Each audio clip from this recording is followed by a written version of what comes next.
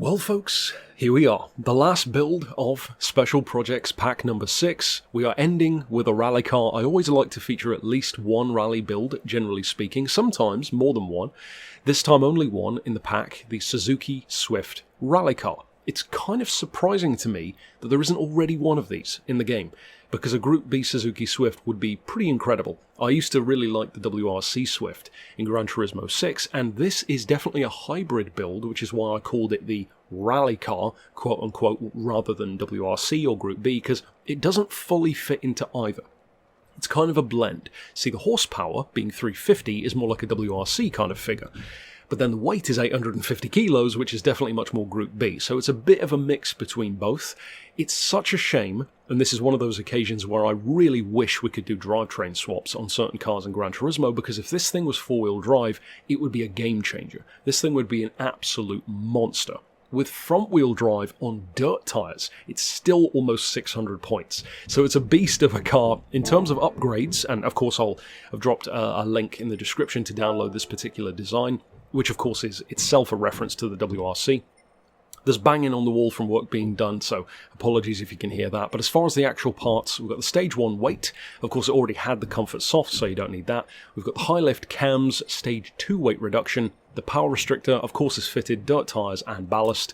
For the semi-racing, we've got the crank, the computer, medium turbo. Some people may have a preference to go for the higher one if you want sheer horsepower. The lower one, of course, has the advantage in terms of the uptake of power being more immediate. The reason why I didn't go for that is because it's a front-wheel drive chassis, and sometimes you actually don't want that kind of immediate hit. You want it to roll on a little bit more, otherwise you can end up with just rampant torque steer and way too much understeer. And as it is with 350 horsepower and a front-wheel drive chassis, you've already got enough understeer to contend with. We've got the fully customised diff, of course. I have increased the rigidity on this one. Stage 3 weight, of course. For the racing stuff, we've got the anti-lag, the polish ports, balanced tuning, the race intercooler, filter silencer, manifold pads and discs. Like I said before, it doesn't really matter too much which racing discs you go for. You could even go for the ceramics if you want to. The racing clutch and flywheel, suspension, of course the transmission.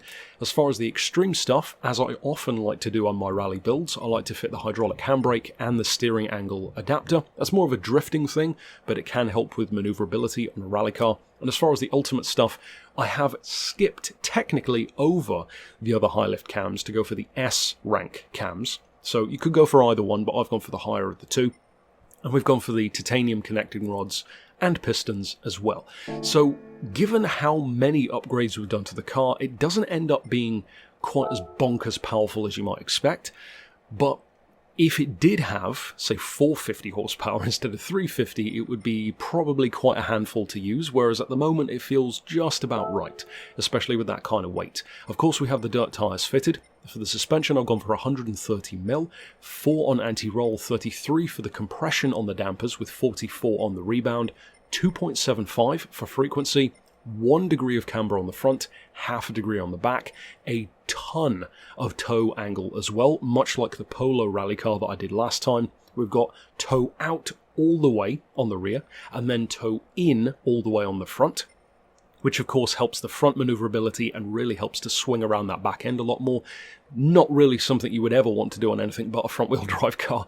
As far as the diff, I've gone for 10, 30 and 30. You might want to play around with the diff a little bit though, because being a front-wheel drive car, certain people have wildly different preferences, and that's fine.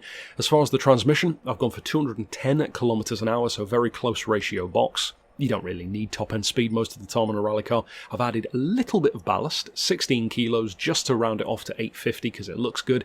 I've put that all the way to the back, which doesn't really make it that much closer to a 50-50. 6139 still pretty far off, but it's a bit closer. I've restricted the power to 96 just to get it to 350 horses. Like I said, you don't have to do that though. If you want to give it 100% power and no ballast, absolutely go for it.